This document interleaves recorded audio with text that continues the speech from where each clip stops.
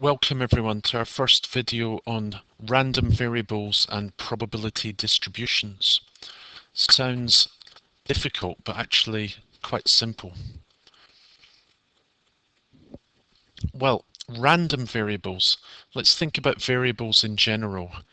Throughout the course, we've studied calculus and functions where we have independent variables such as x or t for time. And we've had dependent variables such as velocity, acceleration, that depend on the independent variables. They're linked by an equation. Their values are determined by an equation. In that sense, they're very predictable. Well, random variables are not like that. They're determined by chance, by probability, by an experiment. They're free to behave randomly.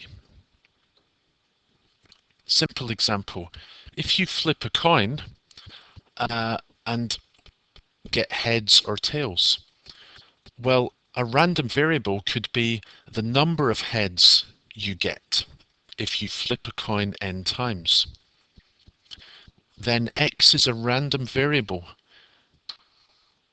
because you could flip a coin n times and you're very lucky, you get all heads. Or you might be very unlucky and you get 0 heads. Most likely it's something in between, but you can't predict. It's random. The variable has a domain,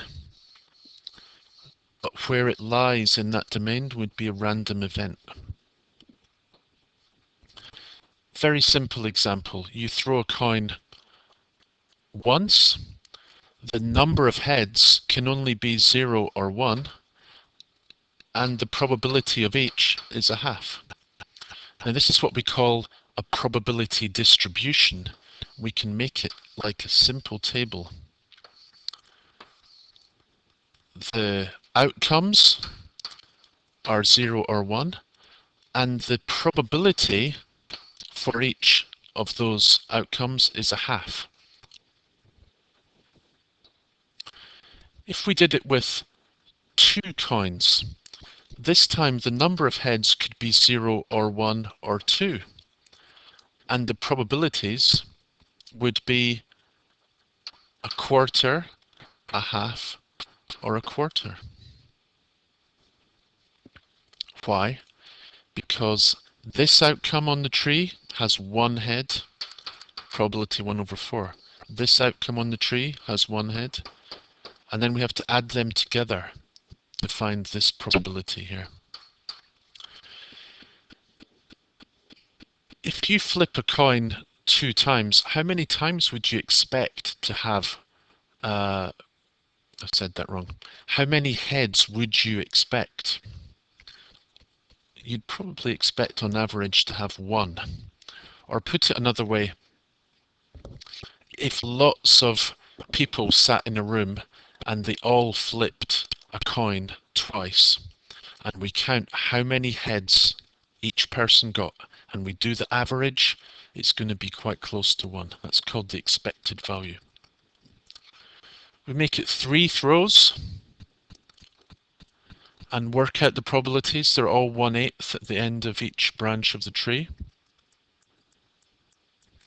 Let's see. The probability, the number of heads is 0. That's 1 out of 8. The probability, the number of heads is 3 is also 1 out of 8. The number of ways to get 1 head, there's 1 here. In fact, I'll do that in a different color. There. 1 out of 8. That's 1 head. And this is 1 head.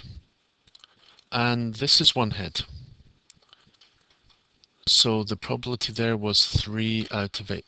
Similarly, so is this one. What do these probabilities add up to? 1.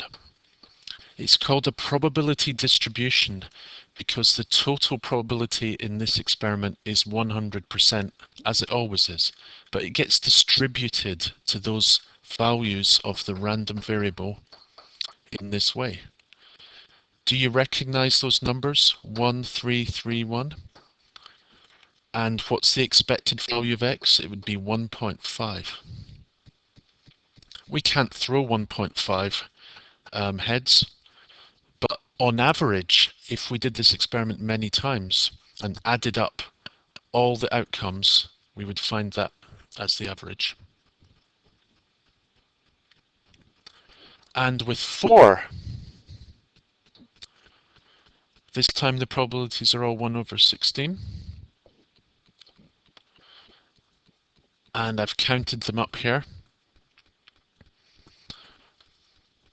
in the same way. See those numbers? 1, 4, 6, 4, 1. It's a row of the Pascal's triangle, as was 1, 3, 3, 1. This will lead us into the binomial distribution, which we'll see in the next video. What would the expected value of x be in this one? If you throw a coin 4 times, how many heads would you expect to get? 2. And what do the probabilities add up to? 1. Okay, so the expected value was 2. Let's write out the probability distribution in a table again.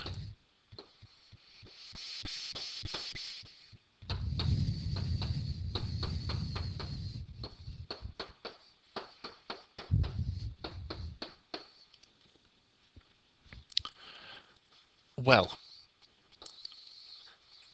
if you think of the idea of a weighted average, in other words, 0 will be an outcome 1/16 of the time, and 1 will be the outcome 4/16 of the time, and 2 6/16 of the time, and 3 4/16 of the time, and 4 1/16 of the time. That gives us 0 plus 4 over 16 plus 12 over 16 plus 12 over 16 plus 4 over 16. Add them up, you'll get 32 over 16, which is 2. This is how we calculate the expected value. It's an average, but it's not equally likely. They each have their own probability.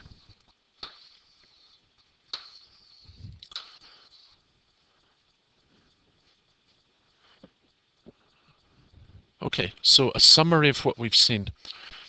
The random variable has these possible outcomes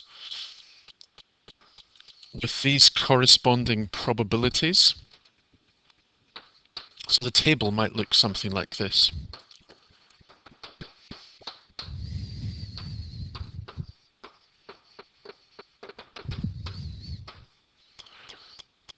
We're going to see an exam question in a moment that looks a bit like this. Okay.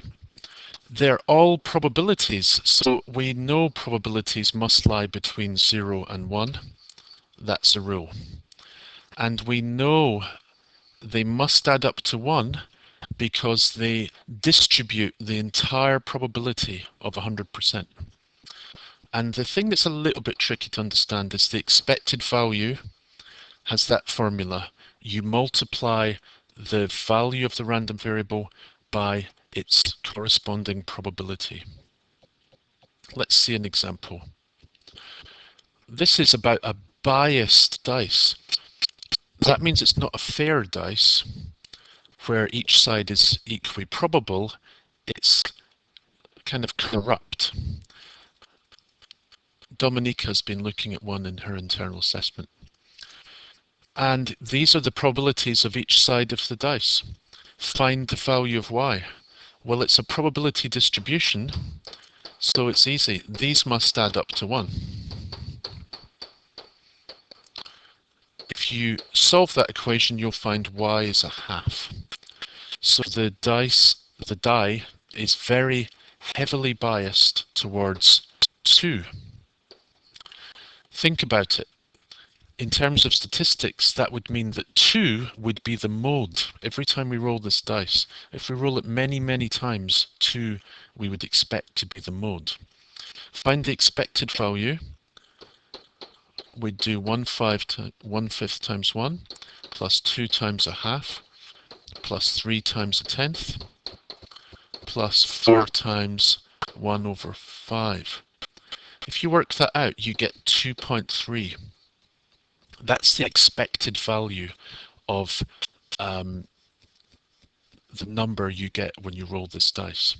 Or put it another way, if you rolled this dice 1,000,000 times and you added up the 1,000,000 scores you got and did the average, what would you expect? Something like 2.3. And if you look at it, it kind of makes sense. This is the mode. We know it's got to be near 2 in the middle. And these values are going to drag that a little bit higher than 2 because they add up to more than 1/5. That's all we've got time for today. And here's today's closing image.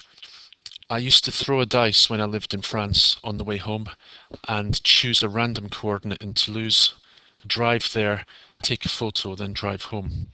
And this is an old barn door I took on the way home one day. Hope you like it.